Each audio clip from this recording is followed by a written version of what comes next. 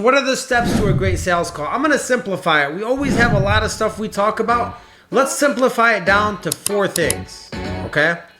After the mindset, of course, and after your structure and your preparation and your focus, the real 4 tactical things. The first part of a sales call, psychologically speaking, is going to be the introduction. Now, what's important about the introduction? It's important that we gain value first. We tell somebody what they need to hear because time is a valued asset. What's one thing I could tell you to make you focus on me for 30 seconds, 60 seconds, to give me a little more time? What's that one thing I could tell you? Give them that value up front. Slash through their objections, tell them what they need to hear, and pivot away to start building value. That's really all the introduction is to me. It's telling somebody what they need to hear in order to give me enough time to continue on my conversation. That would be the first step. The second step would be relationships. Everybody has their own process of qualifying a client or a customer or talking to a client or customer, but who builds the relationship while doing their part of the process? Meaning I could be at a gas station and I could ring you up for a $20 order and just tell you thank you, have a good day, and put it in a plastic bag.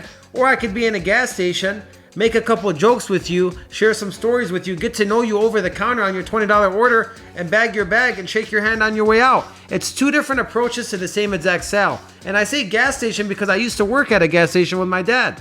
He used to run gas stations. My shift always did better. Why'd my shift do better at a gas station than other shifts? It wasn't because I was at the hottest time. It was because all the customers knew me at the gas station. They got to know me. I built relationships with them. I knew exactly what they wanted when they came in. They got comfortable with me and they kept coming in to see me. So I think it applies to everything.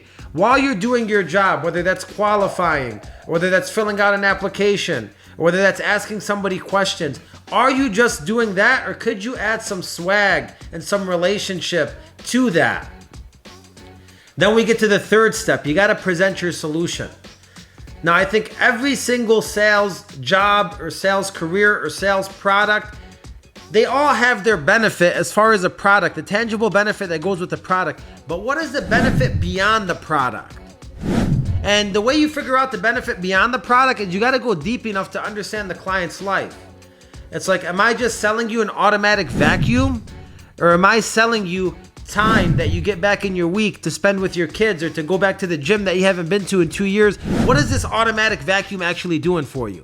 And I've never sold vacuums before, but I'm using an example that I don't really care about a sale of a vacuum. I care what the automatic vacuum will do for somebody's life. I don't really care about the sale of the mortgage because a mortgage is not real. I care about how their life looks 30 days later, 60 days later, 90 days later. And it's very important as you're doing the second step, which is qualifying and building the relationship, you bring all of that with you to the grand finale. If you've ever watched a fireworks show, okay? You see the small fireworks, they get a little bigger, they get a little bigger, they get a little bigger, till midnight hits or the time hits where the big fireworks start coming, and then you see them all coming out. Boom, boom, boom, boom, boom, boom, boom, boom. And all the grand finale is there. You ever been to a fireworks show and at the end, they put a sprinkler on? You never have. So your presentation shouldn't be a smaller presentation than the phone call. It should be the biggest part of the phone call where everything connects towards the end. Think about your presentation. Is it a grand finale? Is it a grand opening with fireworks?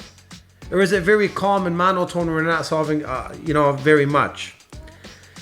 I would say those are the main 3 steps, and the 4th step, of course, would be the follow-up after that. Taking all the grand finale and all the fireworks and everything you've learned and actually including it into your follow-up messaging, into your communication. It's not just a text, it's a text about the relationship. It's a text about what you learned about the client. It's not just an email, it's an email with a picture of the dog, or a picture of them spending time with their kids, or a picture of them getting back in the gym. Whatever the benefits were and whatever the emotions were that were far beyond your product, that has to be in the communication every single day.